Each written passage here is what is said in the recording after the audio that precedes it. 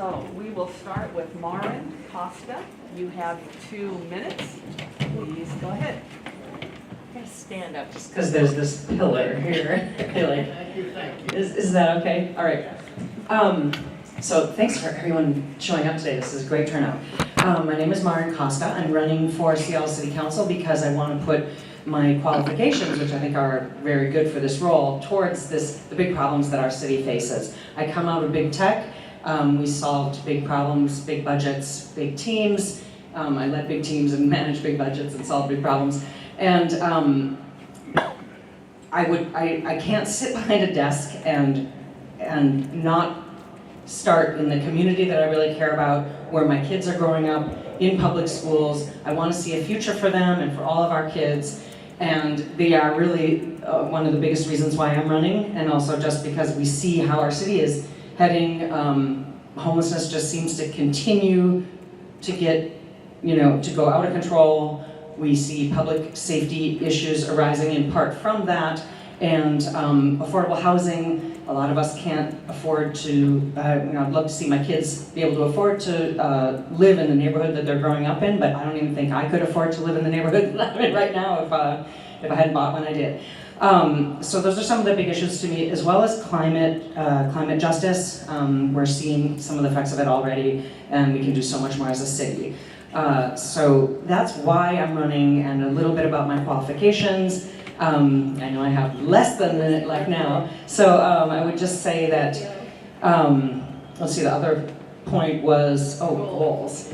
So just starting out, I would love to, if I was elected, I would want to build relationships and build trust with the people that are already in the city government, the department heads, the central staff, the mayor, the mayor's cabinet, or mayor's team. And because business and politics and democracy moves at the speed of trust, and that's one of the most important things we could do to get started, and as well as talking to all of you. Great. Thank you very much. Thank you very much. And that's what I'll ask everybody to hold your applause, just so we can keep things moving and have more time for questions. You'll have an opportunity to applaud everyone at the end of the forum. Oh, now you say. Next, we'll hear from Stephen Brown. You have 2 minutes. Thanks. Hi, I'm Stephen Brown, and I'm running for Seattle City Council in District 1. Eric, I thought what you said was funny about the websites all basically being the same. I think that's true. If you stripped away our photos and you looked at the text, there's really not a lot separating all the candidates, and that's not a bad thing. But that really focuses all of us on the real issues, which is what talents and temperament will the candidate bring to the city's problems. And my talent and temperament is best demonstrated through my life as an entrepreneur. I am both a creator of businesses and an operator of businesses. 2 different skill sets. To create a business, you have to think, what can you pull together to make something that's not already there? And my business has been focused on not only serving great food, but providing great community experiences.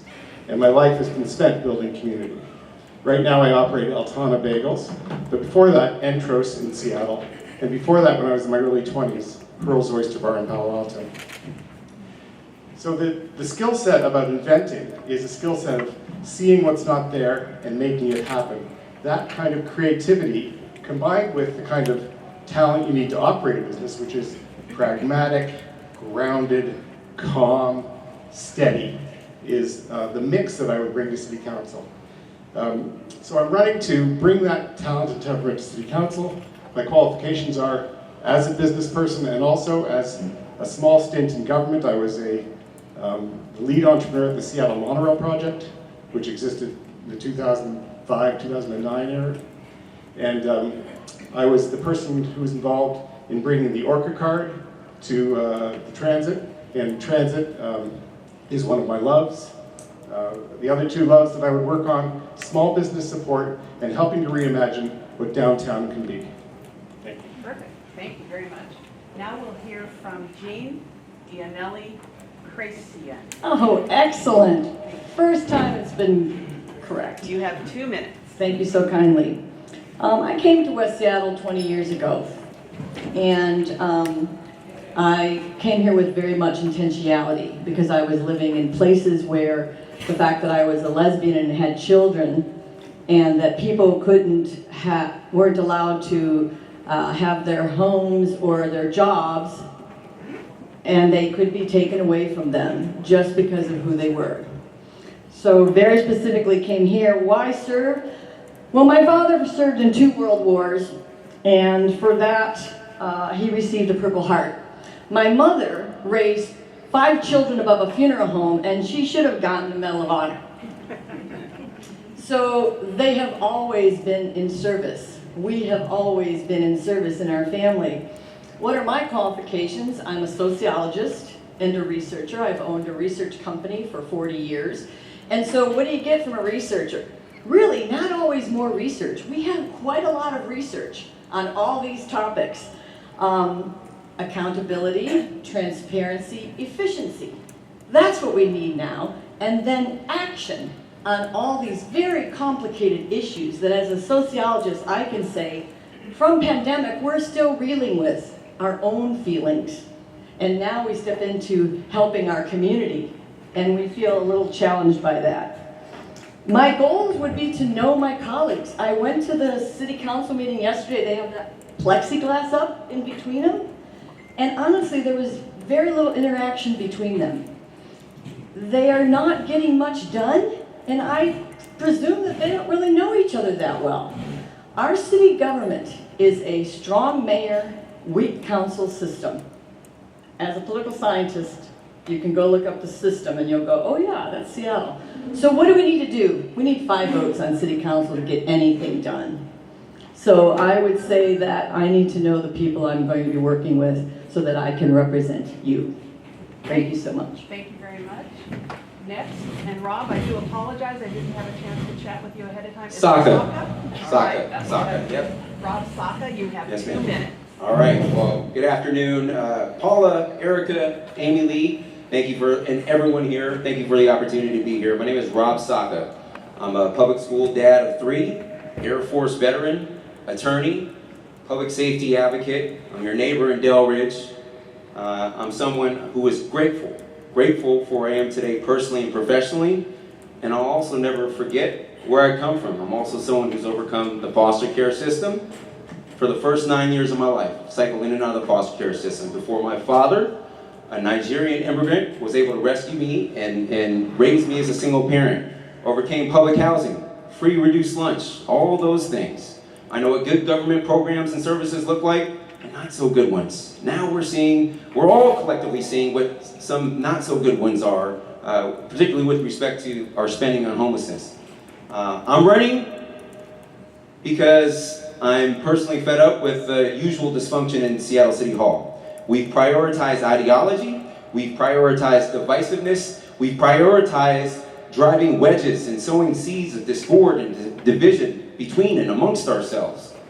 And I have literally built my personal life and my professional career off of collaborating across differences, finding common ground, and ultimately getting stuff done. Stuff that works for all of us. So I'm here to prioritize public safety if elected. I had the pleasure of serving on Mayor Hill's Police Chief Search Committee this past summer and fall, where we selected Adrian Diaz as the current chief. And in that work, I fought to lay the groundwork, at least, to start to keep our streets safe. Plenty more work to do, which is in part why I'm running. Also here to prioritize action on homelessness and making sure the city is as affordable a place it can be for my kids and all of us. And I know there's a better way forward for our city folks, and I couldn't be more energized at the opportunity we have to do it together. And I humbly ask for your votes. Thank you. Great, thank you very much. And next, we'll hear from Preston Anderson. You have 2 minutes.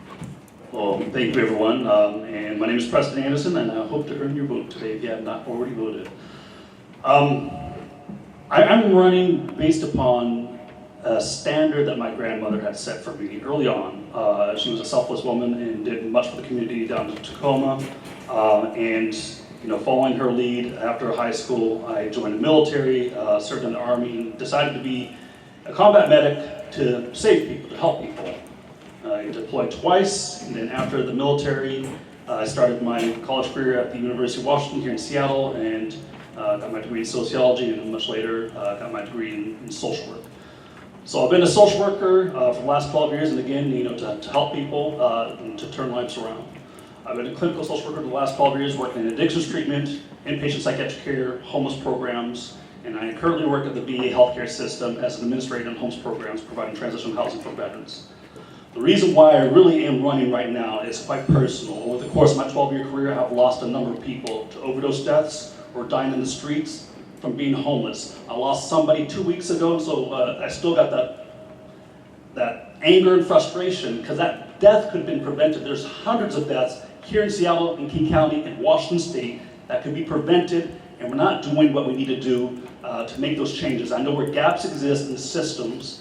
I know what things need to be improved upon, and I hope to bring that clinical lens to the City Council to improve upon the situation with people dying in the streets and the runaway addictions crises and people not being treated with the behavioral health issues in the street. I'm confident that I can make changes, within the first, year of being on the council, and I'm hoping that that resonates with you. There's a number of things in addition to, work on the homelessness issue, the addictions crisis, providing affordable housing, and also working on building out the additional services for folks throughout Seattle. So thank you very much for your time. Great, thank you very much. Next, on behalf of candidate Phil Tavel, is his campaign manager, did I say that right? Tavel. Campaign manager Jules Williams. You have 2 minutes. Go ahead. Thank you. My name's Jules. I use he, him pronouns, and I'm here on behalf of Phil Tavel. Unfortunately, he couldn't be here today because he's at a memorial for a lifelong family friend. He'd like to be here today, but I'm very proud to represent him. Over the course of the campaign, Phil has gotten me engaged in a lot more public service. Most weekends, we can be out in a green space, picking up trash, or handing out socks and food with the Union Gospel Mission. I believe Phil's the most qualified candidate for this position because he was a high school physics professor, he was a public defender for over 15 years, and now he's an administrative law judge. Phil spends every day considering what the community needs and what he can do for the community, and that's exactly what he's doing every single day. There's not a single thing that Phil doesn't do that's not public service, and he would like to bring that to Seattle City Council. During the pandemic, he was working with groups like West Seattle Bridge Now and the West Seattle Food Bank, bringing food to folks who need it. Toilet paper, we all know how much toilet paper was a commodity during the pandemic. But most importantly, Phil can gather thousands of us together to come to a common solution to make sure that issues like gaps in our bridges or cracks in our bridges are not a years-long issue. Phil will use his 4 years to enact his goals. And he actually has goals. He has an idea for the first 100 days of office, and he's gathering people that he'd like to be in his office. And I'm confident that within those 100 days, he'll perform audits and bring community together and actually get stuff done. So I'm proud to represent Phil, and thank you for being here. Great, thank you very much. And now, Lucy Barefoot, you have 2 minutes. Thank you. My name is Lucy Barefoot, and unlike my opponents, I work in 3 different levels: at the state, at the local, and at the national level. My position is a outreach specialist at the Office of the Secretary of State. I am an elections administrator, and I get to hear from the local communities about what it is that is impacting us. So I hear from the communities. That's my full-time job. I protect democracy by running elections. Transparency and democracy is our priority, as well as security. And the one thing that got me really pumped up about running for office was our transportation. Sound Transit indeed was conducting a lot of outreach, but they were not really listening to the community. That's why we're not getting anywhere. So that is my, my priority number one. Priority number two is healthy communities. And within healthy communities, I have a lot of topics that include how do people age in place, how do first-time homeowners are able to afford their houses and remain in the diverse community. So my qualifications, I uphold the U.S. and the Washington State Constitution. I have experience in the legislative process, implementation, education, and outreach. So I believe I am the best candidate with a very well-rounded set of qualifications to represent District 1. And my lived experiences, I will share some of those with you in a few moments. Thank you. Thank you very much, candidates. Now we'll take as many questions as possible from you, the audience. Once again, all candidates will have an opportunity to respond to all the questions, even those that are directed to a specific candidate. Candidates, we're going to ask you to limit your responses to 1 minute. And I expect there will be, we're figuring maybe an hour, depending on how many questions we have, maybe less, maybe a little bit more, for audience questions and candidate responses. We apologize in advance if we don't have enough time for your question to be asked. You have 30 seconds to ask your question. And we're not going to be super strict, but we'd like you to kind of think ahead and have your question prepared. Stand when I recognize you, and probably best to go to the mic unless you feel that you can really project. You can write down your question if you prefer, or if you can't easily get to the mic. We have volunteers that are handing out index cards for that purposes. And there's Linda, she's a volunteer, and Erica, you've already met. We'll both help you with cards and pencils if you need them. If you prefer to have them read your question for you, they would be happy to do that as well. If we run out of time before you get your question answered, we've asked the candidates if they can remain a little bit after the forum just to talk one-on-one with people, so you can speak to them directly.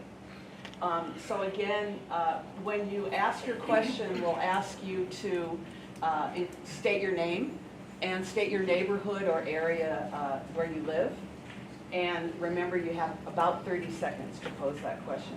So I'm going to kick off this part of the forum with the first question.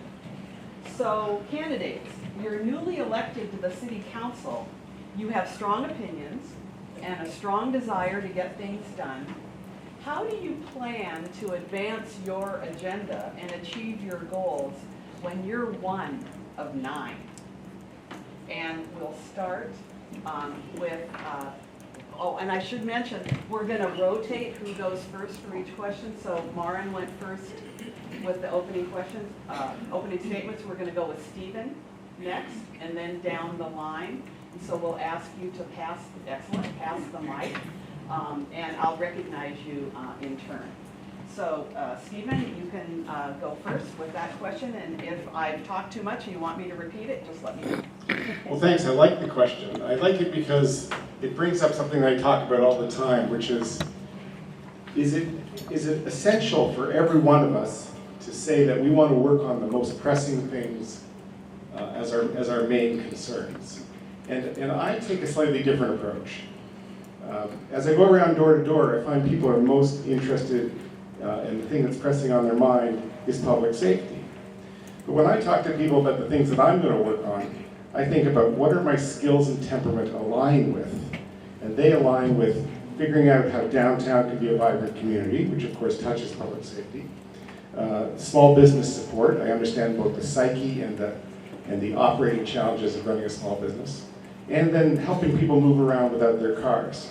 So I would want to support my colleagues who champion issues that they were passionate and knowledgeable about. And I would want to try to garner their support for the issues where I had particular keen insights and talents. Very good. Thank you. Next.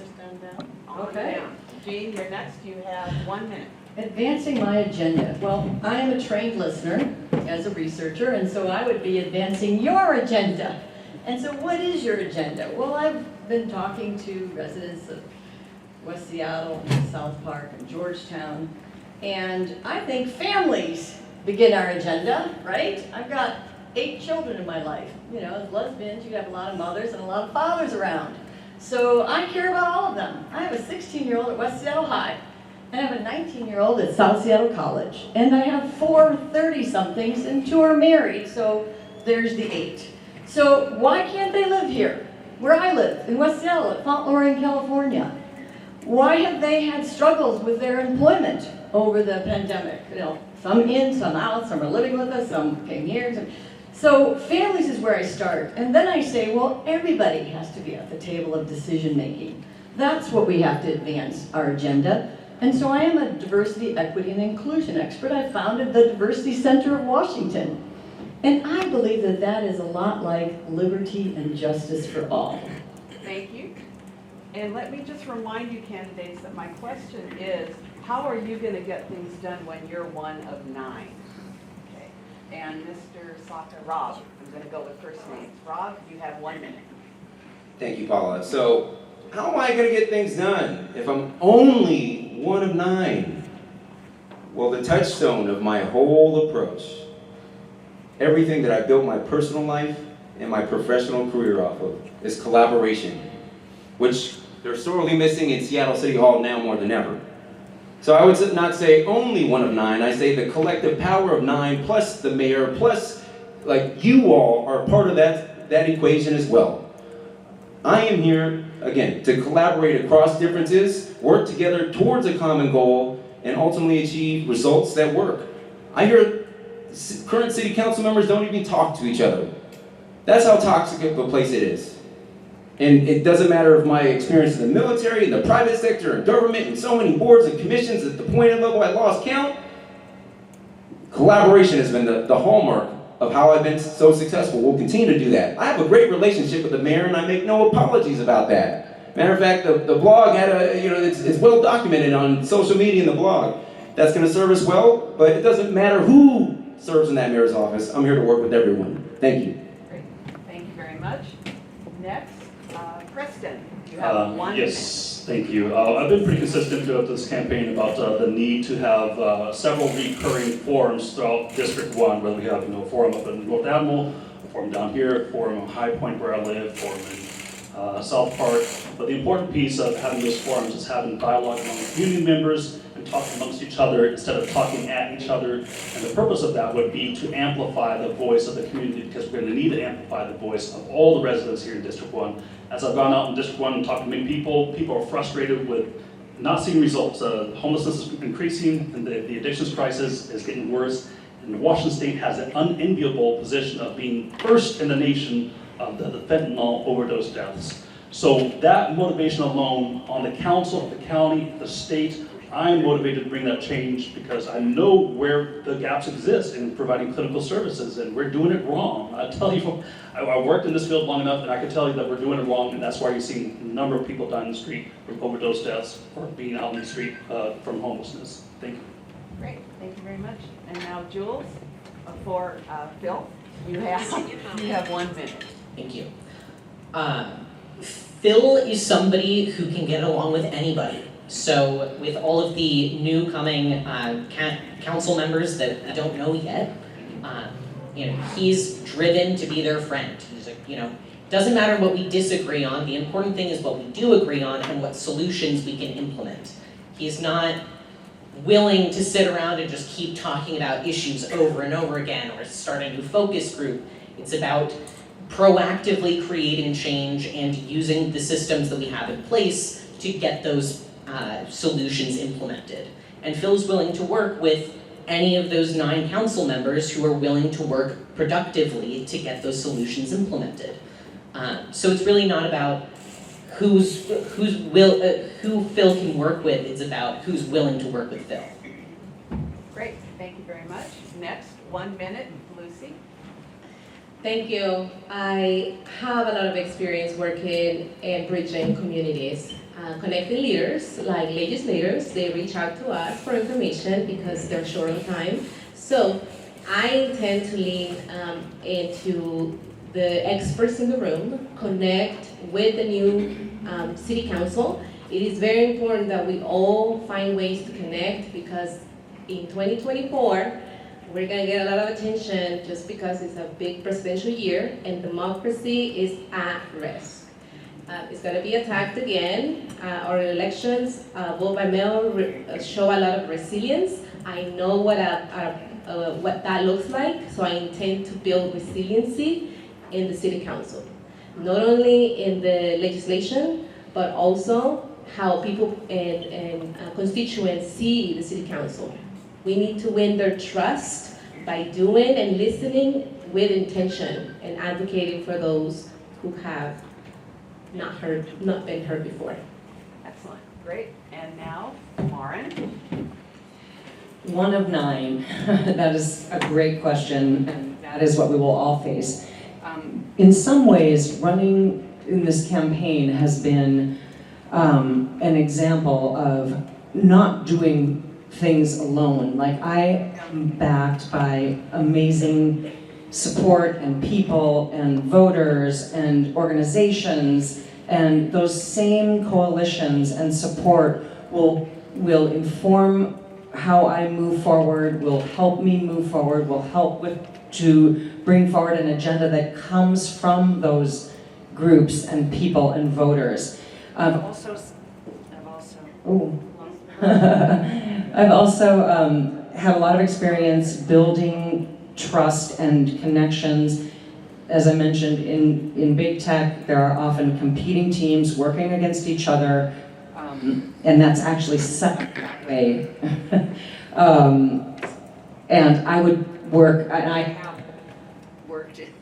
Can I just, y'all hear me? Yes. Speak loud, that'd be We'll great. give you a few extra seconds. Martin. Oh, new mic. Let's see if this one works.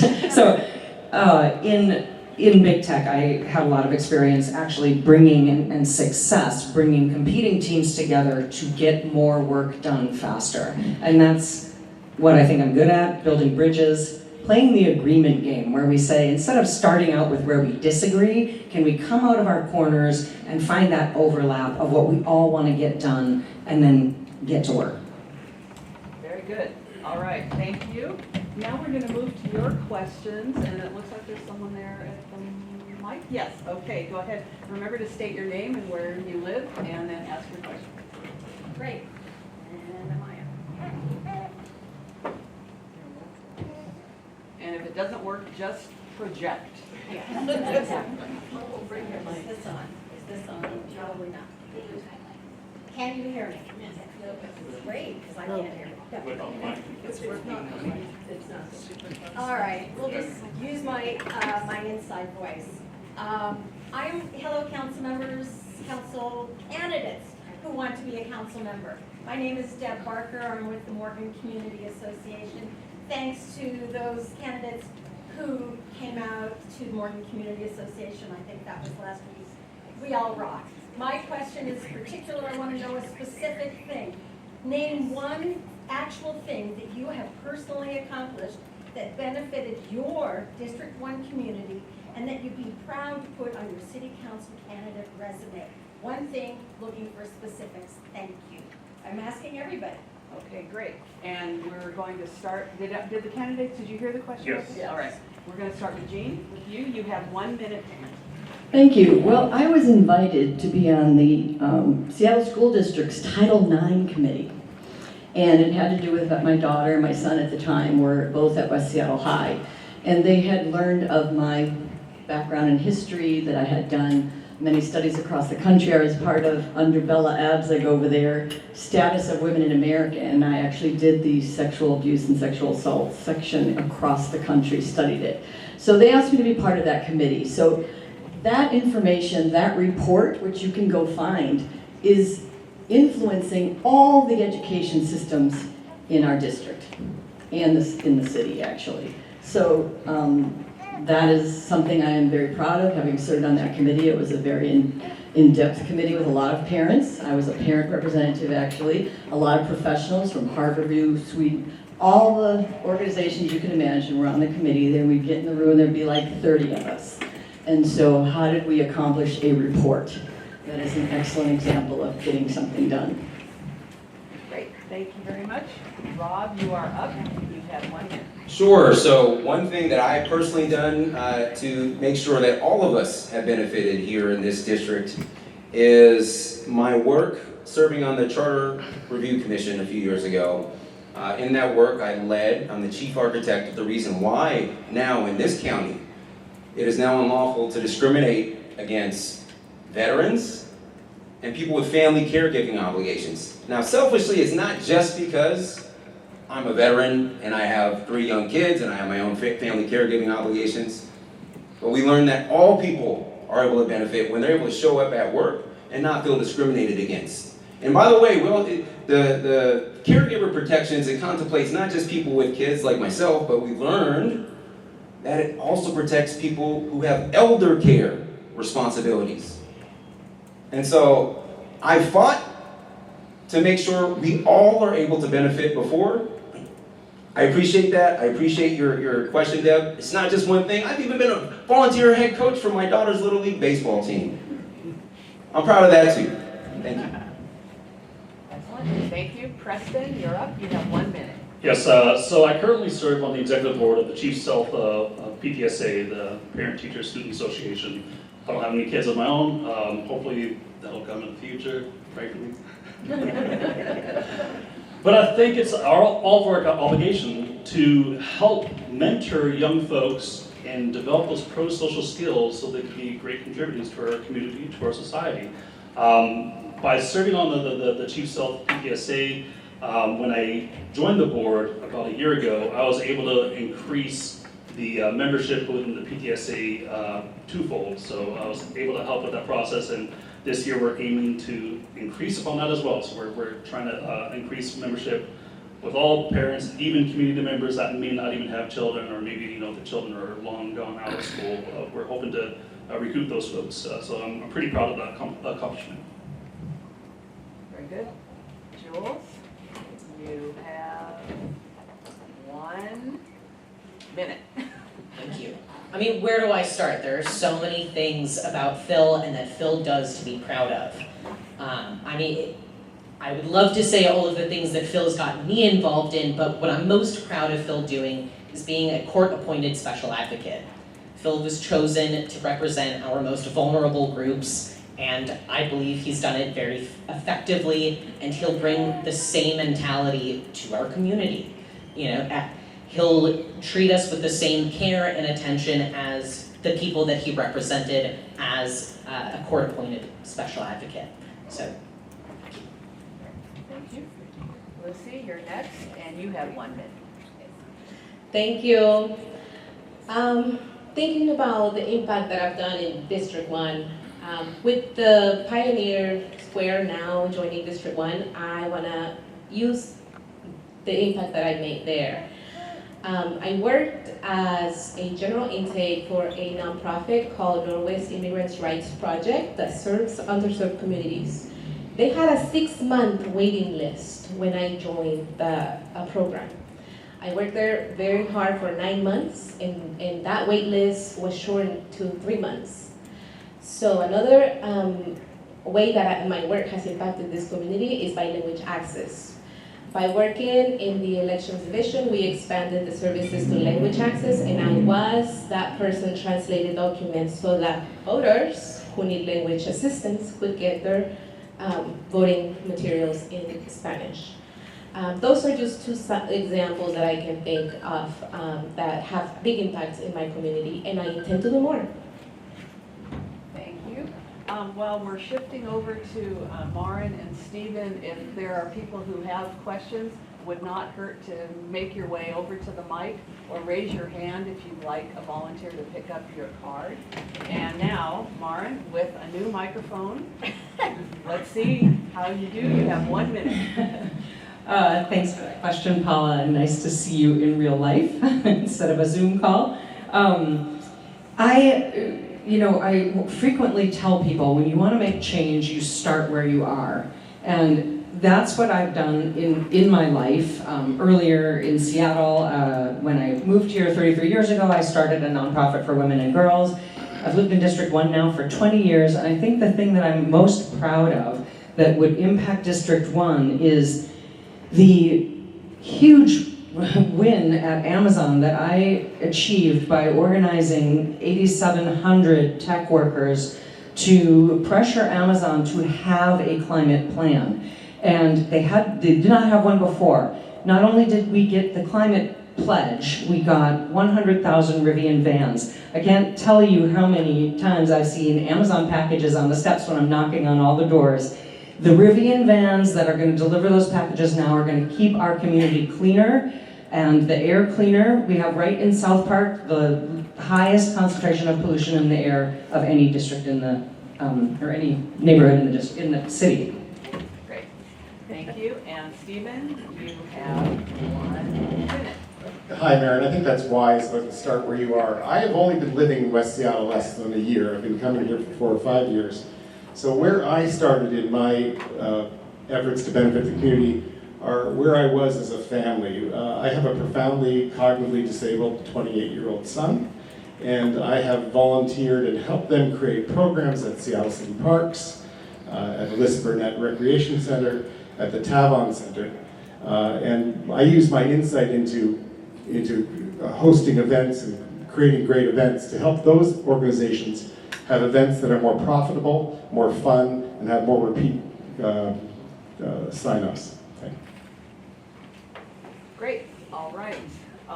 We'll go to our next question. If you could state your name and where you live, and then ask your question. You have 30 seconds. Hi everyone, my name is Caitlin and I live in the High Point area. My question, I'm going to get right into it, is what is your stance on clearing unauthorized encampments? Assuming you support clearing encampments, specifically what actions will you take to expedite that? And the context of my question is important. I'm a mom, which is why I'm here today. My children went to a daycare with an encampment right outside where there were multiple homicides, shootings that sent them into lockdown. Their one is 4 years old, and that's me, this is unacceptable. So that's the context of my question. Candidates, did you hear the question? Yes. Okay, great. So you'll have 1 minute to answer, and we're going to start with Rob. Thank you for your question. Shout out to High Point. I'm your neighbor in Delbridge, right down the hill. This is really near and dear to me. I want you to know, as a fellow parent of young kids, I have a kid that goes to, a 4-year-old that goes to a preschool too. And I have a soon-to-be first grader, soon-to-be fourth grader. I am you. Not only do I see you and hear you, but I am you. And so, yes, I'm the former foster kid, recall. And as a former foster kid, I know what it's like to wake up one morning and not know where you're going to rest your head at night. And I also know what it's like to feel uprooted and swept away. But I also have the unique perspective to know that we can't just turn our backs on our unhoused neighbors and pretend people aren't suffering, living in squalor and unsafe and unsanitary conditions and literally dying. They're dying of fentanyl overdoses. They're dying because these aren't the most safe places. So yes, I support better connecting our unhoused neighbors with shelter and services. We all need to win. Thank you. Thank you. You have 1 minute. Yes, thank you for that question. I think one of the more frustrating things during this campaign season, going through the endorsement process and putting myself in front of numerous organizations and agencies, is when I get lectured on what I intend to do with making sure we get our homeless housed. And so one thing that oftentimes comes up is, are you for clearing encampments? And I think that's the wrong narrative, it's a wrong framing. What we need to be talking about is getting people connected to resources, and I definitely want to do that. We're doing it wrong. We're prioritizing permanent supportive housing. That's a long process to get a building built up and provide a studio apartment or one-bedroom apartment. What we need to do is build up quickly, transitional housing. That is what I provided the VA healthcare system. And the VA healthcare system, we have reduced veteran homelessness by over 50% because we're doing something right. In the city, in the county, I do not see that happening. We need to change that. I intend to change that. and intend to prioritize encampments within the legal structure that were dealt with Martin versus Boise decision. Thank you. Jules, you have 1 minute. Thank you. So, contrary to popular belief, Phil does not support sweeps. Phil fundamentally believes that everybody has a right to their own personal property, but everybody also has a right to public safety. So everybody just has the right to whatever kind of housing option works best for them. And Phil would like to work with existing organizations to better promote those resources so that folks are more likely to get off the street. Phil would also like to implement a system sort of like the ACO, so that when folks enter the ACO, anyway, he would like for every homeless person who is officially acknowledged as a homeless person to be acknowledged by the government and to have their resources or to have their needs followed up on to make sure that they're receiving those resources, so that folks aren't being brought back onto the house and not receiving those sources. Lucy, you have 1 minute.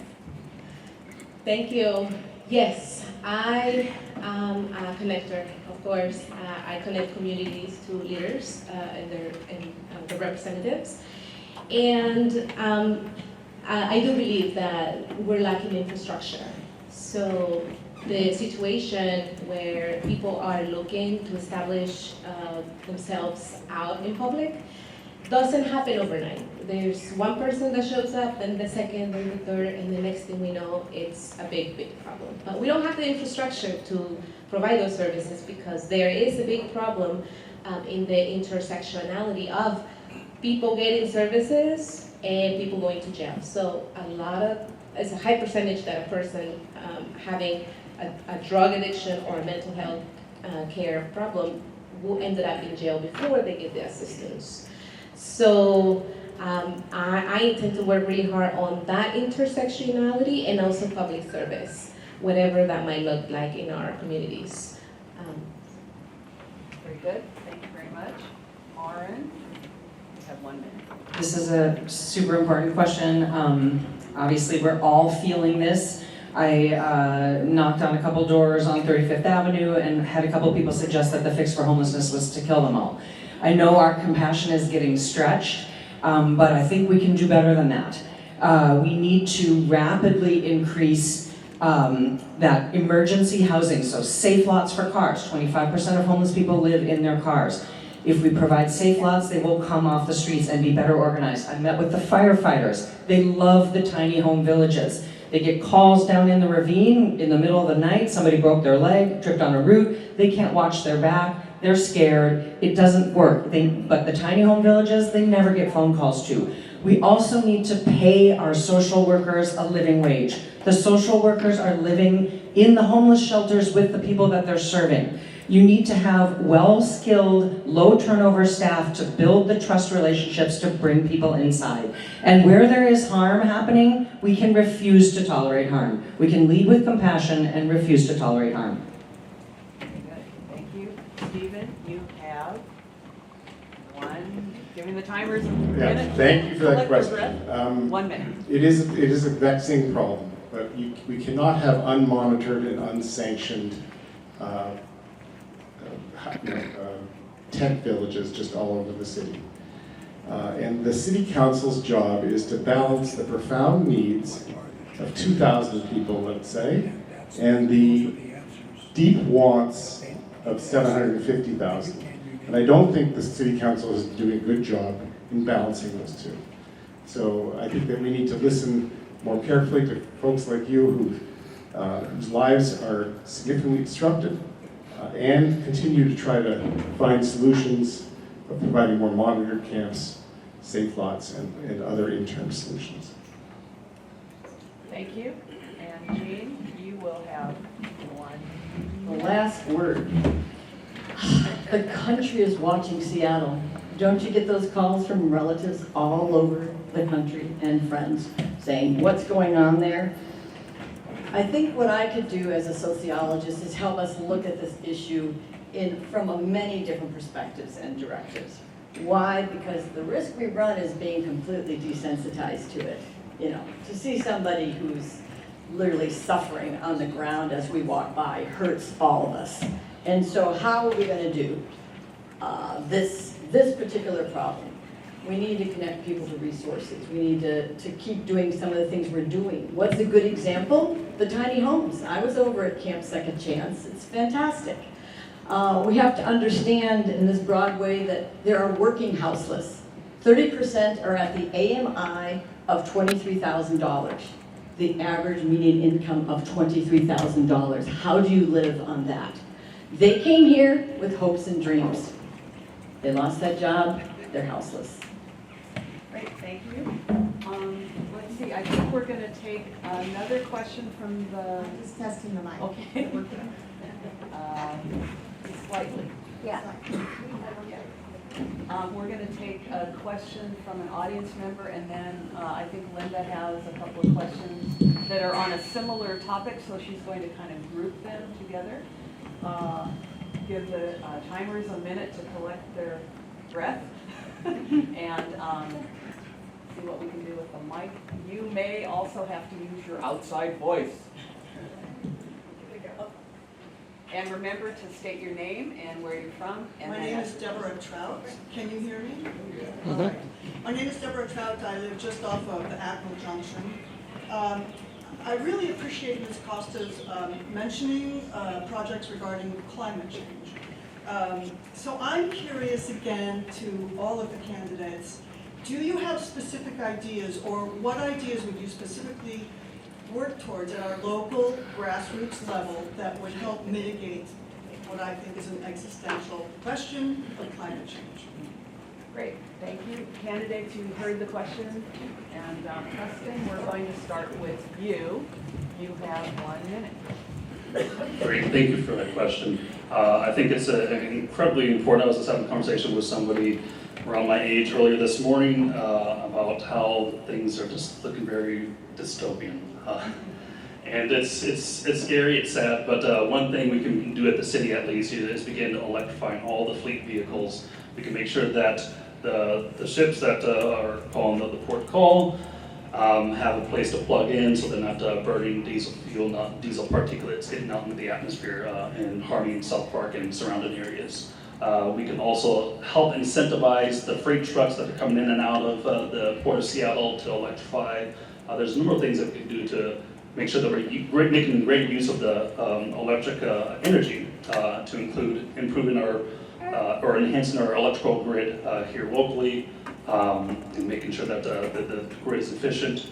And one last thing real quick, I'll mention this, I've mentioned before several times in the campaign, is that we need to have smaller electric vehicles going out into the communities, providing public transportation deep into our neighborhoods. Thanks.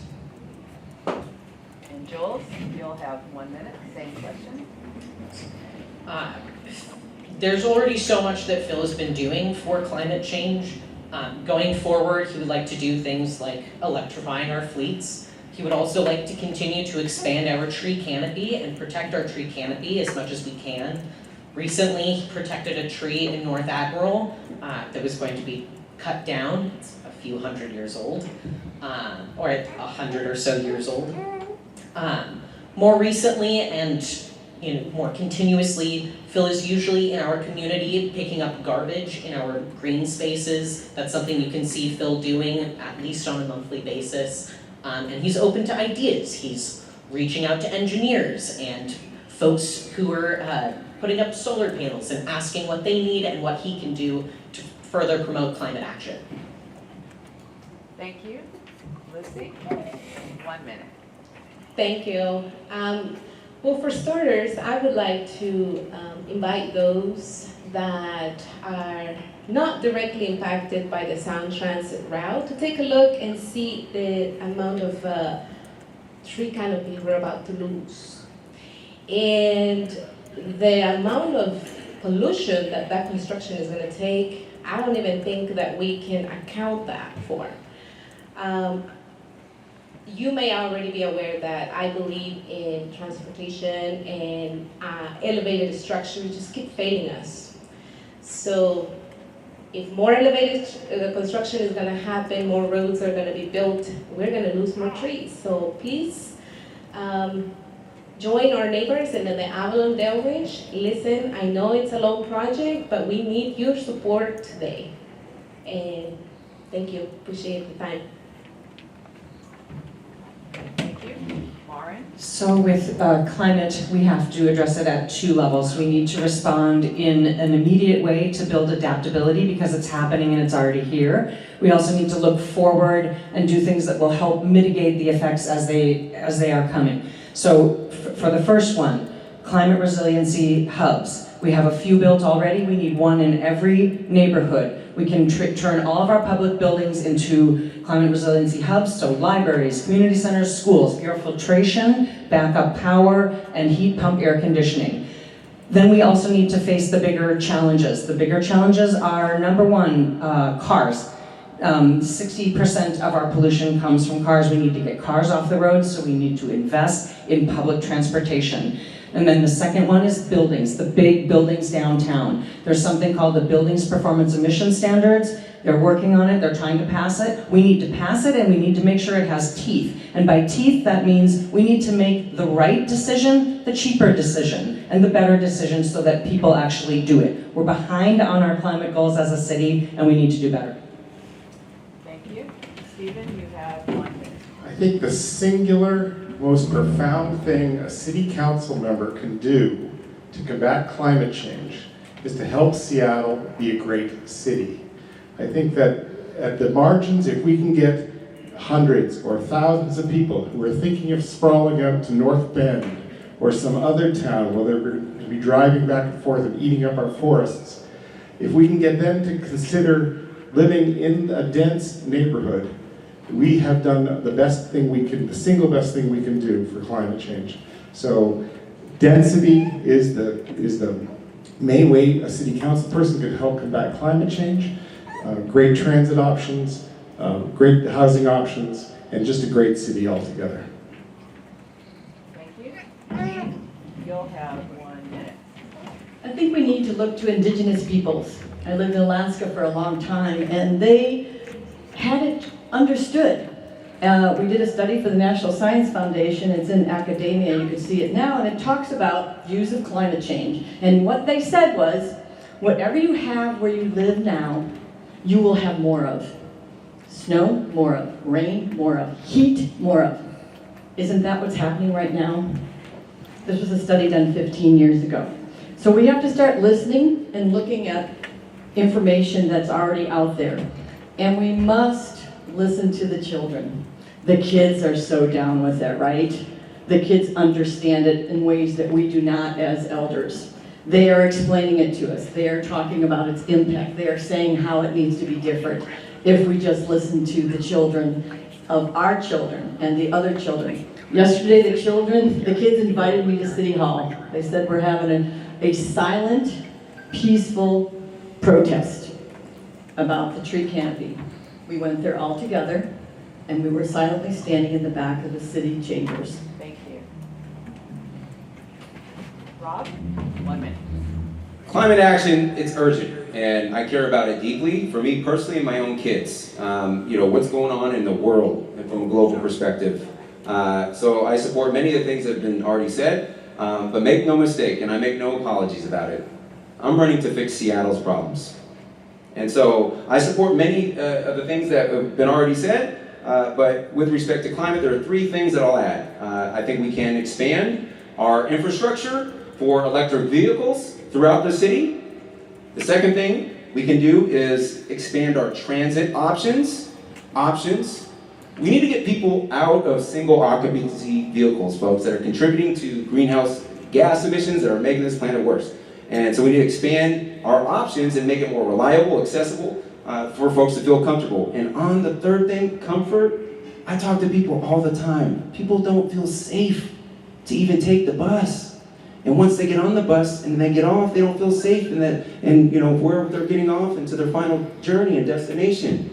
That's the basics, folks. That's the basics of what, in exchange for your tax dollars, you deserve to feel safe and protected wherever you are. And I'm here to deliver on just that. Thank you. Thank you. All right. I think, Linda, you have, was it several questions kind of along the same Well, lines? these are 3 about homelessness. Okay. So a lot of this has already been answered, but Yeah. Okay. One is there are two questions for specific candidates, and then there's one that's a general question. Do you want me to read the? Let's have their names, and then you can just, yeah. Okay. So Linda Sherman is asking this to Preston Anderson. How do you intend to address the homelessness without becoming a magnet to all neighboring states? Okay. Without becoming a magnet to All neighboring states. So state the question again, and it's to Preston, but everyone is gonna have the opportunity to answer. So just state it one more time. How do you intend to address homelessness without becoming a magnet to all neighboring states? Yeah, And so. we'll let you go first, but then we'll follow the same rotation. Sure. Okay, everybody okay with that? All right. You got 1 minute. Yeah, so I really suspect that something will be done in the courts regarding Martin versus Boise, which kind of has handcuffed a lot of municipal governments to address the homelessness crises. And a few things, and it's unfortunate we only have a minute to talk about it, but a few things. We have actually contributed to the expansion of the homelessness crises in the context of just the treatment options that we have available for people suffering from addictions. We need more resources for people that are experiencing severe addiction issues.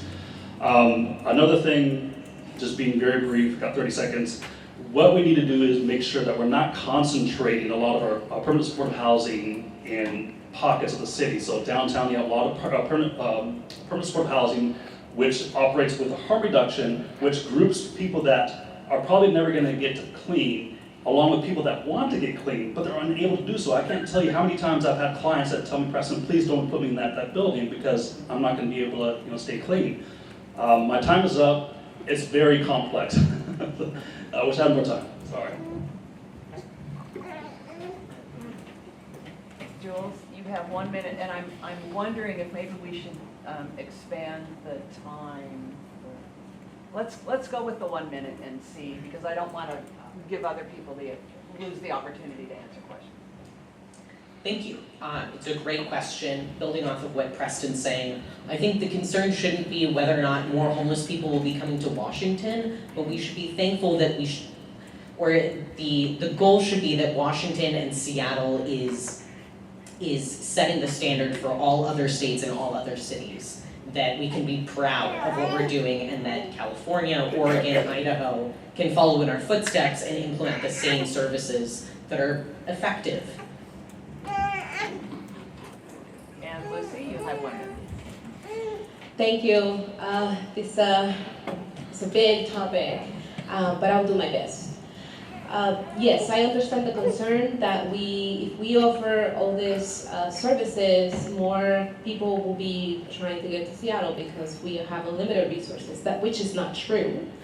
But what I do see is we don't have the infrastructure to give people the help that they need.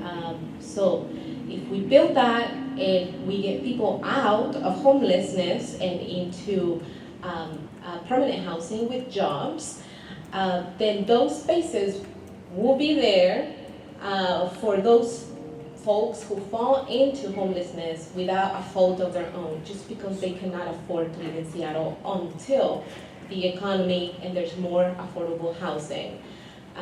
So I do believe that we have the opportunity to build a leading program. I know that we've been leading in many other areas, and so this could be a very good opportunity to build and lead the way on how to do things right from the beginning. Thank you.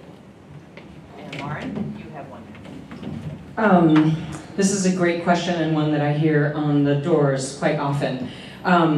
First of all, there was a recent study that a small percentage, I mean it's 20%, I think, the last permanent address people had was in King County. So the majority of people are from here. However, we need to share the load. I grew up in Minnesota, it's freezing there. If I was gonna be homeless, I wouldn't wanna stay there either.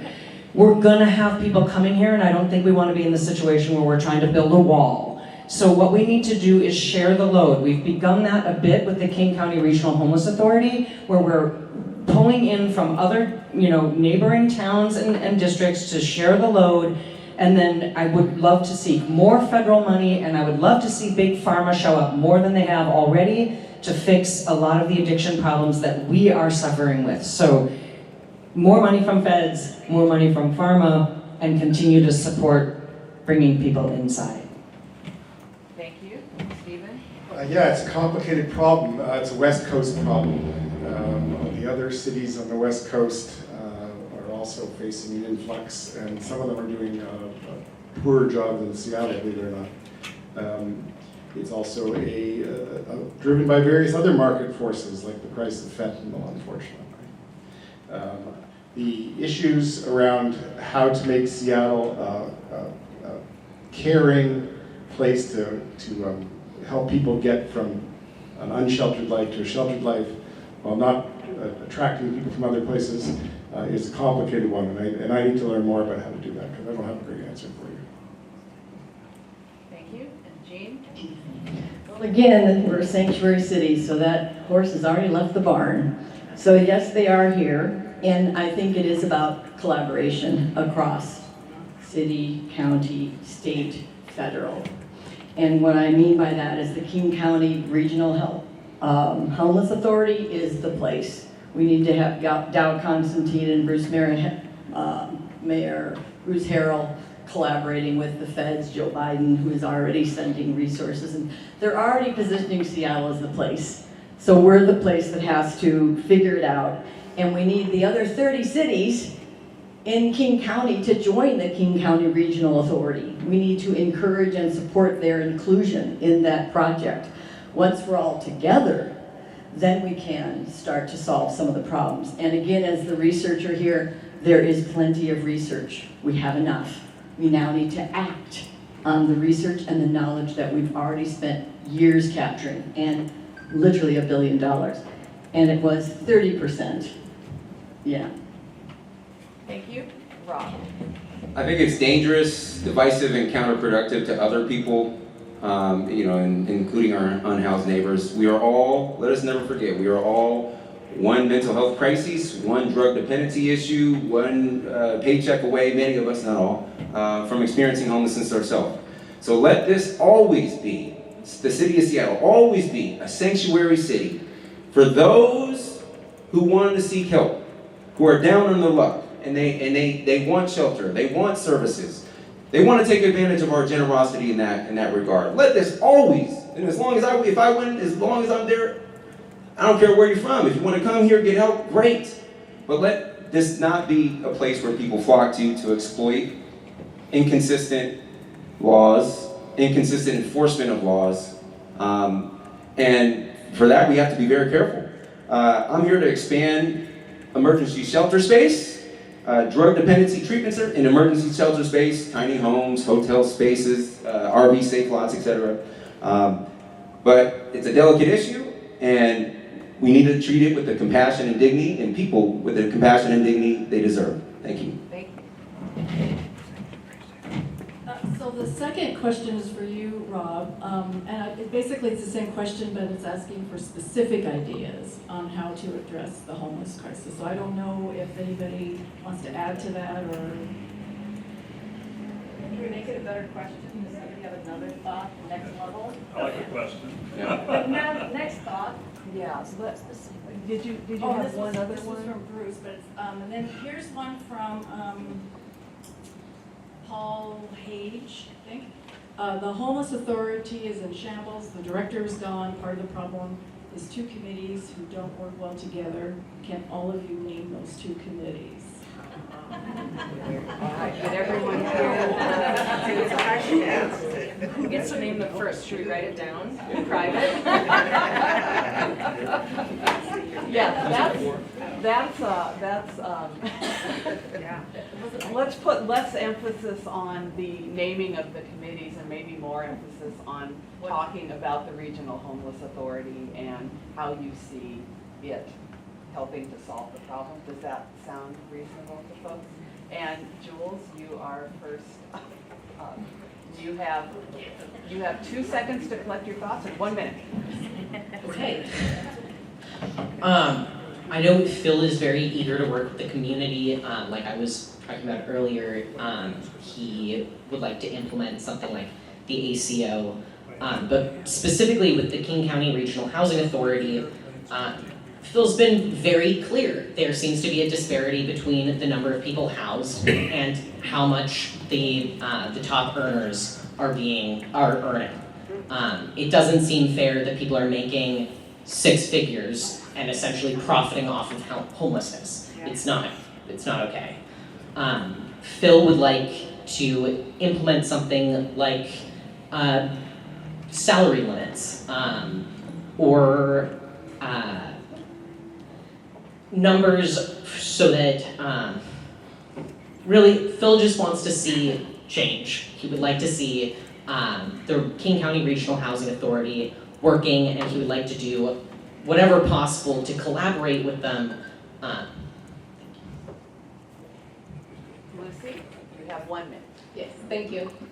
I know that a lot of people want to get rid of this organization, but it does take a lot of time and resources to build something. So if we can fix it, why get rid of it? So I know that in leadership, when the boat is sinking, people tend to jump off. So there's not a good leader right now. We need to find one, or at least when he resigned.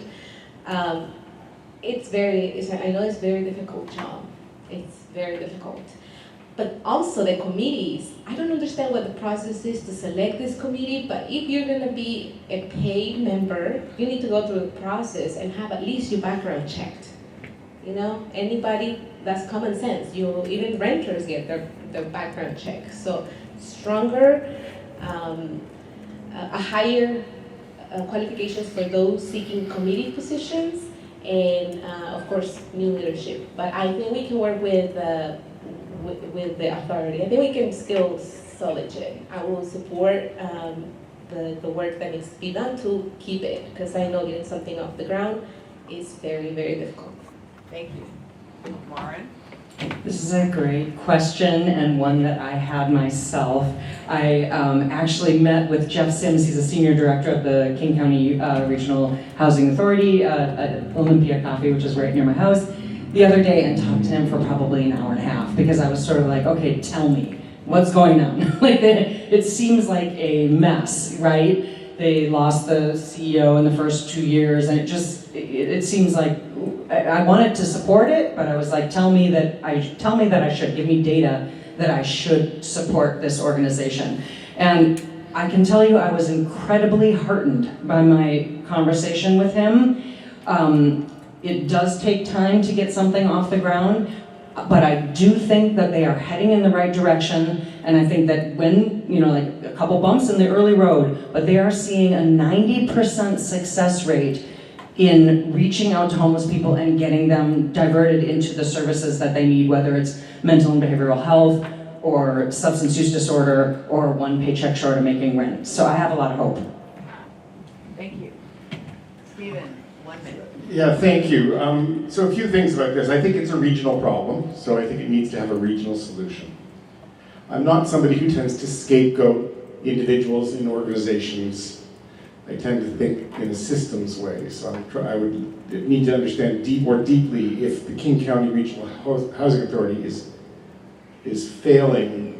What are their systems like? And this is just an anecdote, but while I believe that the organization, the King County Regional Housing Authority, benefits tremendously from having the first-hand insights of people who've experienced profound homelessness, I do not think it benefits the same level by having the management orchestrated by people who've experienced profound homelessness. I think that is a disconnect for me, and so I would want to look at whether that's a standard operating procedure there.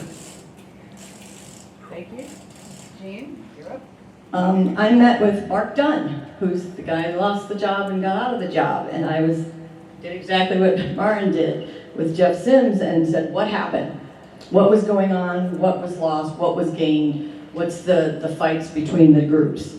So it was lived experiences with those managing a bureaucracy. That's what the strife is. So the employees then are dealing with all the nonprofits hundreds of them. It's so thick and deep that it is, paralyzed. And so what do we need? We need some management that has some efficient ways of streamlining some of these activities and actions that have to take place. We don't have to throw the baby out with the bathwater. We put $1 billion into this effort. I think that we truly need to get some policies in place that will help us establish how we're going to proceed. That we have people with lived experiences involved is so Seattle and so fantastic. Literally it is. And that we then can get the people who know how to manage together with those with lived experiences and to move forward together in collaboration would give us a solution that would work.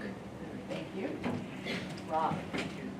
So I wasn't involved in the creation of the RHA, but I'm not here to tear down, I'm not here to divide, I'm not here to shatter. I'm here to uplift and empower and embolden and make better. And I'll do the same thing with the RHA. It starts with continuing to invest in the RHA, but we need to better track and monitor the progress against the results and the goals that we have set for ourselves. And so part of that, I want to see an audit of our spending, see an audit of what we're actually achieving in terms of that spending, because bottom line, people that are demanding better return on their investment. And I talk to people over and over and over. They don't mind spending. They'll pay more if called upon, if needed, myself included. But what is incredibly demoralizing and really upsets people, I've learned, is no one is seeing any results. So we need to do better there. With the new vacancy, a new leader, we need a new leader focused on delivery and more efficiency there. And a governance structure is super confusing. I wasn't involved in that, but like 2 competing boards, it's like who's on first? I don't know, but let's assess. Thank you. Preston? Yes, so thank you for that question, and I'll start with this essentially, and again, this is why I'm running as a clinician. You don't know what you don't know, so there's a lot of well-meaning, well-intentioned policymakers and politicians out there that want to make change, but if you don't know what to look for, how are you going to know that the program that you've just implemented is doing its job? And I mention that because in the VA healthcare system, we have definite, well planned out, evidence-based metrics that we use. Within the county system, this is just one anecdote, they use the homeless management information system, and if a person just abruptly ups and leaves out of their home after being placed from being homeless, that is not counted as a negative exit, and that's important because if you're not tracking those people that up and leave their apartment after they've been housed, well then how do you know you're being successful? So knowing what metrics to look for is going to be very important to make sure that your dollars are being well spent. I'm a clinician, I've been working in this field for a number of years, I know what to look for. Thank you. Let me just get a check with the audience. How many more of you have questions? Just 1, 2, 3, 4. How many of you have not had the opportunity to ask a question yet? Okay. I think we're going to have time for maybe 2 more. Kind of watching the time. So you're up. If you'd state your name and where you live and your question. Hello, I'm Michelle. I'm the short one here today. I live in the Alaska Junction. I'm also a small business owner. I have 2 restaurants down in Georgetown. And I hope whichever one of you guys pulls off the win, that you really take it to heart that the homeless issue is what we want focused on. You don't hear anybody else really talking about the climate change or anything else here. We're all kind of sick of it. You guys measure how much you spend on housing by your property taxes or your initiatives. I like to measure it in other ways. Broken windows, stolen catalytic converters, firefighter safety for senseless fires that they have to go and put out that are polluting our air and killing our trees. No one takes public transportation because they're scared of the junkies. And just a reminder that you have 30 seconds to get to your question. Nobody wants to go downtown because it smells like urine. Home Depot, Rite Aid is getting robbed left and right. We have license plate numbers, descriptions, pictures. Nobody arrests them. So what are you guys going to do about the people who don't want housing? Because a lot of these people on the street who are robbing from us don't want your help. Candidates, you've heard the question. All right, and Lucy, you're going to go first, and you have 1 minute to answer that question. Yes. Thank you. As an outreach person, I can tell you that there's only so much outreach somebody can do. So there is a need for more outreach. We need to identify those people who will accept the help, those people who are almost, if not, on the one paycheck away from homelessness, and fix that. I intend to do is take notes of what their revitalization project is happening right now in downtown, and take that to the squares and business centers in the rest of District 1. I think that working with the mayor, if the results that we see are faster than we have expected, then I don't see why I wouldn't get support to expand those same programs or projects to other communities. So that would be my answer. Thank you. Maren. Great question, and my twin sister is also a small business owner, so I have a lot of empathy here. She has her office right behind Jefferson Square. I usually say what's good for small business is good for communities, because when small businesses are thriving, our communities are thriving. What probably the number one thing, and this is what you're hinting at, is the number one thing we can do for businesses right now is address the homelessness problem and the drug use and the crime downtown, and the smell of urine. And there is a huge cost associated with that, because we aren't going downtown, and even tourists aren't coming, but we ourselves are not going downtown. So we need to bring people inside, and you mentioned the people that don't want to come inside. I would love to get to that point where we actually can see how many people have been offered housing and a plan, and they are still outside. And then we can deal with that group of people in a different way. But that would be a good problem to have. Thank you. Stephen, you have 1 minute. Yeah, I hear your frustration and pain. I think that the city, for the population of people who are not in a position to make a choice for options that are provided them, we need to make the choice for them. It's not enabling, to have, it's enabling to just allow people to live on the street because that's their choice. It's setting up a system that is going to lead to a further decay in Seattle. I would have voted to support giving the city attorney the power to prosecute public drug use, not because we can incarcerate people out of addiction, but because the city needs to have a full toolkit to help small businesses and just the regular population be proud of their city again. Thank you. Jean?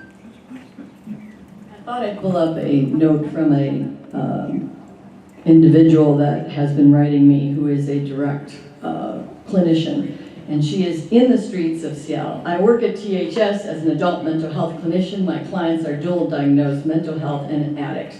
I am also a trauma therapist working with trauma clients of all populations.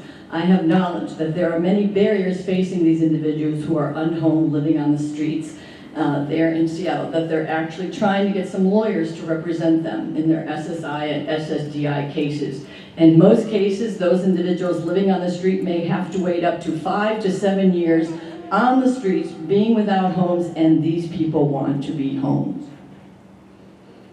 So, wow, she's like, people don't want to hear this, people don't want to believe this, that there are literally people who are asking and waiting for our bureaucracies to find them a place, to help them in recovery, to begin the change they want for themselves in their life. And that is the way it's done. When someone comes forward and wants to recover, we have to be ready, Seattle. Thank you. Rob, 1 minute. So, thank you for sharing your concern. I am a lawyer, I'm a business attorney, and I've helped businesses of all sizes thrive and be successful, from small janitorial services businesses to Fortune 500 companies. I'm not running away from my business background. I'm proud of it. I'm also proud of my community's background and my civic engagement background. So, but I hear your concerns, and look, it's a delicate balance between recognizing that it is absolutely a public safety issue. What you just described, and I've seen my own in Delbridge. The problem of people experiencing homelessness is spread throughout the city, and certain communities, including my own in Delbridge, we're kind of bearing the brunt of a lot of it as well, I'll be honest. So yes, there are important public safety nuances and aspects. We must address those, and it's a public health issue as well. That's why, in part, I would have supported the drug law, that all it would have did, despite the harsh rhetoric, all it would have did is put the city law in line with existing state law. So I'm here to do better for you and better for all of us. Thank you.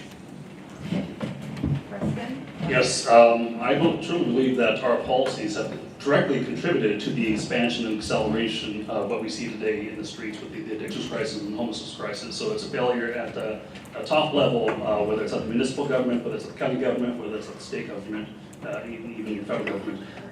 I'll just try to pack as much as I can in, because that's a pretty long question that you had.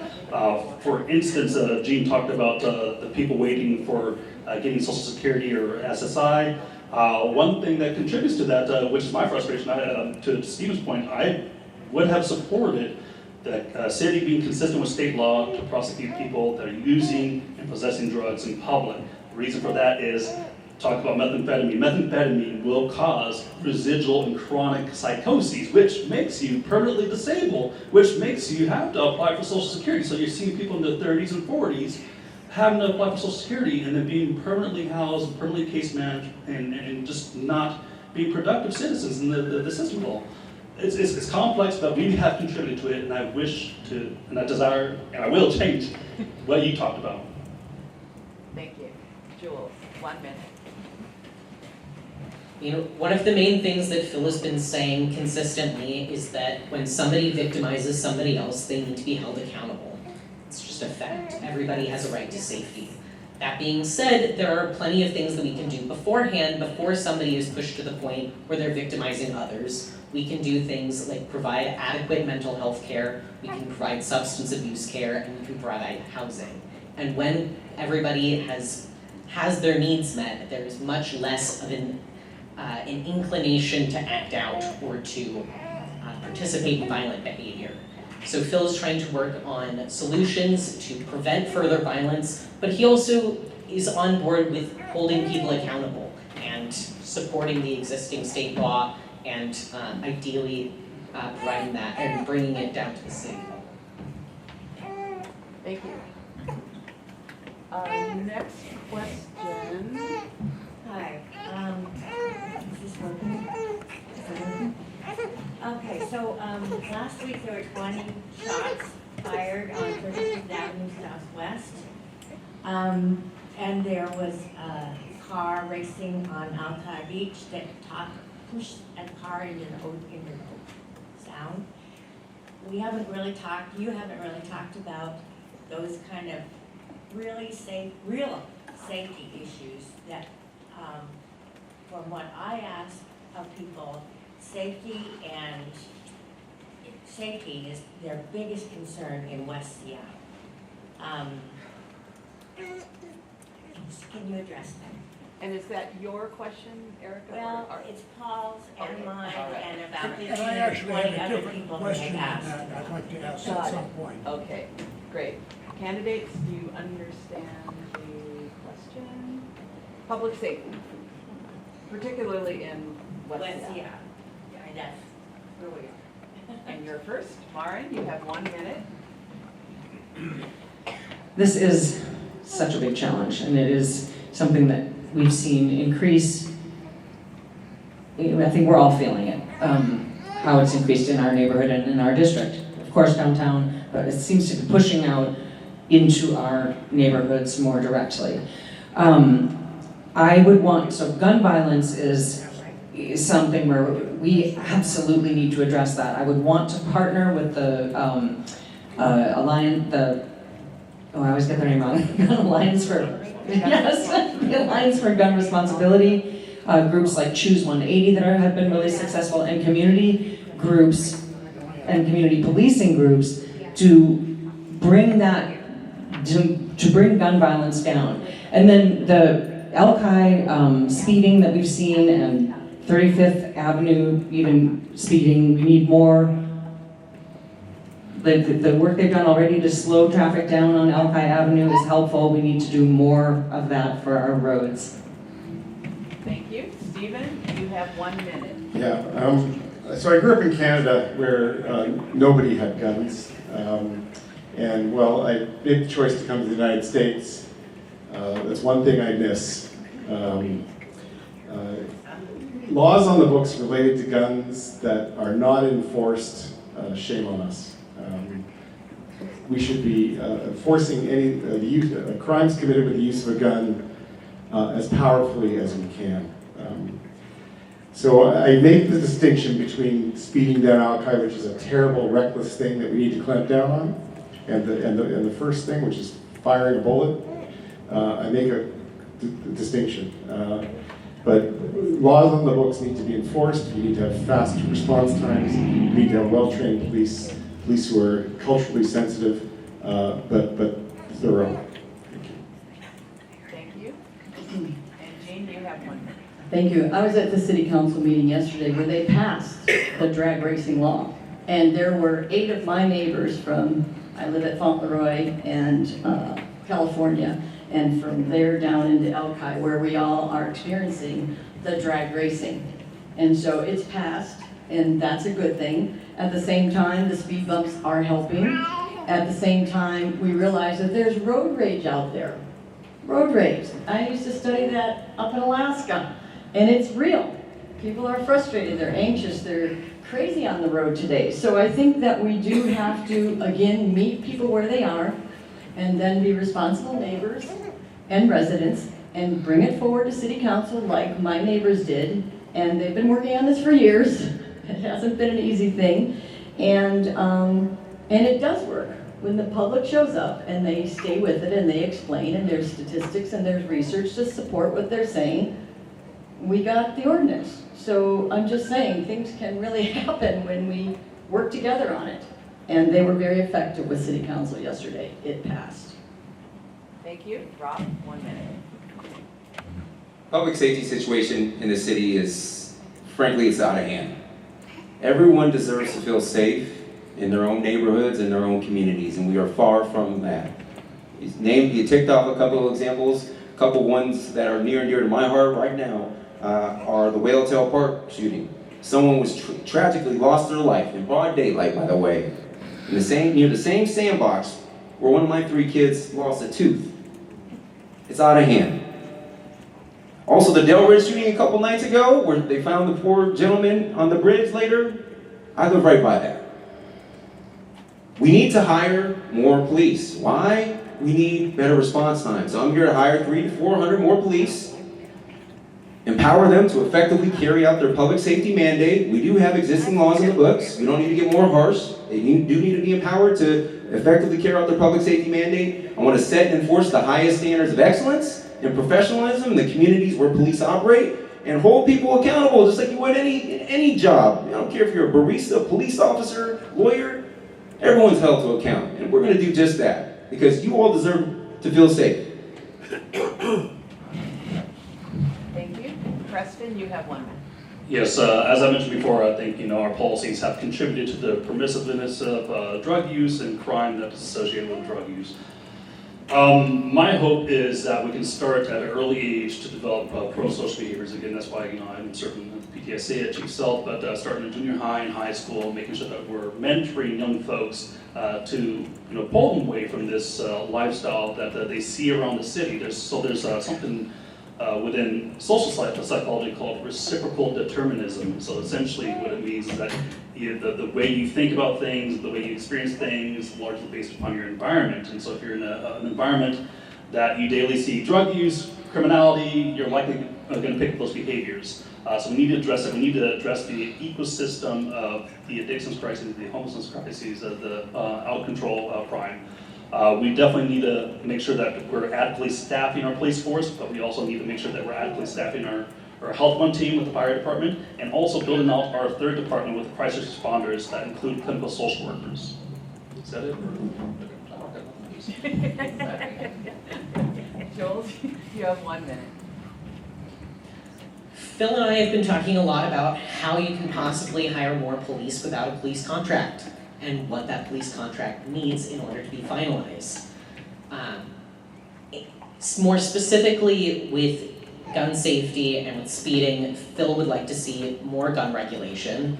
And with speeding, I think we can, or Phil believes we can implement more local access only streets so that not only are we trying to reduce emissions, but we're also making it so that streets have a limited speed limit and that ideally only locals are using those streets.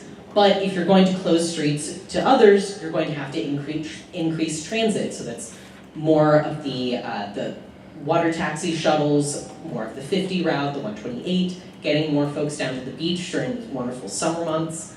But it's also prioritizing safety for everybody who lives there and who wants to visit. Thank you. Lucy, you have 1 minute. Thank you. I do want to acknowledge that defunding the police, and I'm not shy to say it, it was a big mistake. And the reason why is because when you have a union contract, those who have seniority, who have been the longest, are protected from losing their jobs.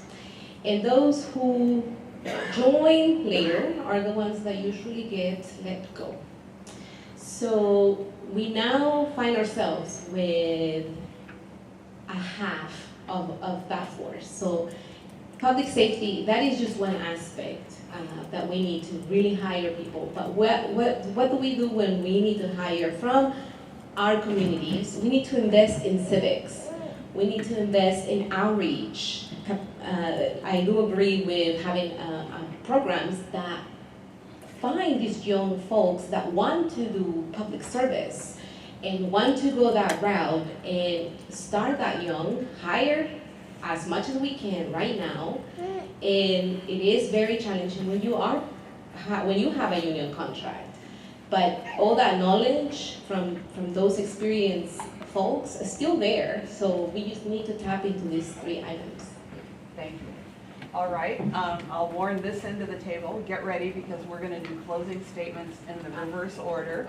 And I'm afraid that's going to have to be it for audience questions. Hopefully the candidates will be able to stick around and talk to you one-on-one. I hate to interfere, but I do not know this lady, but my husband just spoke to her, and our neighbor was talking about you just last night. And Okay, I'm gonna I think ask she you to- needs to be heard. Okay. I'm not 100% sure. So my question was very similar to the last one. It's, frankly, what do I tell her the next time we are driving down 35th Avenue and there is a gunshot within 25 yards of us? And unfortunately, we're out of time. I'm really, really sorry. Yeah, that we weren't able to There get were to 20 everything. shots. Got it. They went into the bushes, the trees, and the houses. Understood. We're going to have to move on. Thank you, everybody. We're going to move to closing statements now.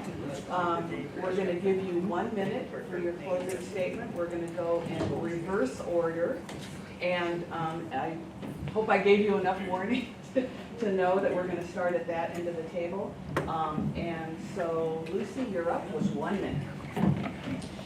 Thank you very much for those of you who attended this forum. I know that you've taken the time to be here with us, getting to know us. Probably by now, 1 out of 3 of you already returned your ballots. So today, I would like to remind you to, if you haven't made up your mind, to please return your ballot before 8 p.m. on election day. And I really want to just emphasize that this position that we face ourselves in Seattle is very challenging. I will not shy away from a tough conversation. I think 2020 built me to do this type of work because I was defending our vote-by-mail system, and it is continuing to be attacked again. And so like I said, I will not shy away from difficult conversations. I am a connector, so I tend to use that skill, to build Seattle City Council. Thank you. Jules, you have 1 minute. Thank you for giving me the opportunity to represent Phil. I know he'd like to be here today. In fact, I had to convince him that sometimes family is more important than politics. That being said, I'm immensely proud to represent Phil. I think he's a public servant, and he shows that every single day and through most of his actions, if not all of them. I've never met a single person who didn't, after actually listening to Phil, didn't come to find that he's a really nice guy. And more than that, he's a pragmatic leader, and he's got the ideas and the skills to bring his solutions to light and actually bring them forward. So as folks are filling out their ballots, I encourage you to check out the voters pamphlet, the video voters pamphlet, and really consider all 8 candidates for District 1. Thank you. Preston Anderson, you have 1 minute. Yes, so if what I said today has resonated with you, I do encourage you, I hope to earn your support, but I do encourage you to, if you have not voted yet, to vote, and if you have a neighbor that has not yet voted, to encourage them to vote, and like I said, if you like what I had to say, tell them, support Preston, and I'm definitely pretty committed to what I have shared today about addressing the homelessness issue, the addictions crises, and I think it begins with that, because if you don't address that, the problem's going to continue to grow into a much worse situation, and having to tackle that much later creates a more expensive problem, so that expense is going to end up cannibalizing any other issues that you may have a passion about, whether it's environment, whether it's public transportation. The homelessness crises, the addictions crisis has gotten out of hand. We need to address it. I have plans for that. I know how to address it. I know what to look for, and I hope to earn your support. Thank you. Thank you. Next, Rob Saka, you have 1 minute. Folks, we're at a very critical inflection point. We can elect more of the same, or we can elect leaders with a vision and a proven track record of success to bring about the kind of changes that we're all talking about. I have the most diverse experience in this race, and my military experiences tell me, go ahead and charge this thing, get it done. If it doesn't work, let's try something else, go, go, go. My business experience tells me we need to wisely invest our tax dollars and make sure we are actually achieving results for whatever we're spending. I'm proud of the diverse coalition of support, the broad-based coalition of support, grassroots support that we have built throughout my campaign. And I'm here to center a collaborative, responsive government that also centers progressive values and now more than ever a little common sense. And so I ask for your vote. Thank you. Thank you very much. Thanks, Rob. Clearly, I am the only candidate with knowledge and experience of a 40-year market researcher, a small business owner, an entrepreneur, a public school parent, a breast cancer survivor, a feminist, a member of the LGBTQ community, and a loving Italian mama to 8 kids. I have a lot of issues that I care about. Revitalizing Pioneer Square, which is now part of District 1, reducing homelessness via more affordable housing, reduce homelessness via access to mental health services, further women's rights, which are human rights, address systemic racism, support youth and elders. I'm an elder, I'm 69, and proud of the wisdom of my 69 years. Improve transportation and public safety, and finally make Seattle a leader in the environment, in energy, and land use. The country is watching us. Please, I would be honored to have your vote. Thank you. Stephen Brown, you have 1 minute.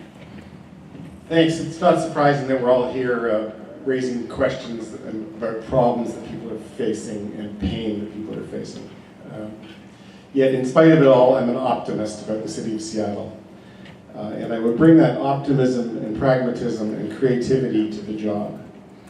To that end, I think that Seattle's thriving future is not just a matter of getting rid of that problem and that problem and that problem, but rather thinking about what kind of community this can be, what mix of live, work, and play can make downtown feel like a vibrant city again. What makes a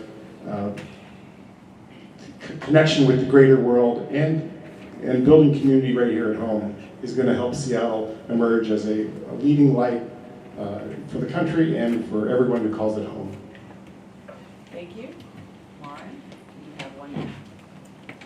A few years ago, I made the choice to put my entire career on the line to stand up for warehouse workers' safety at the beginning of the pandemic.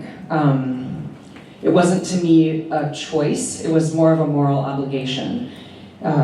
People's lives were in extreme danger, and I didn't think twice about putting my entire career on the line.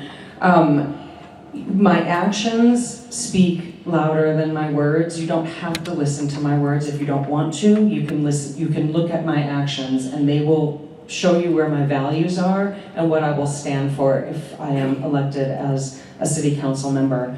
I have a ton of endorsements behind me. I have the King County Democrats, over a dozen labor unions, the Martin Luther King Labor Council, National Women's Political Caucus.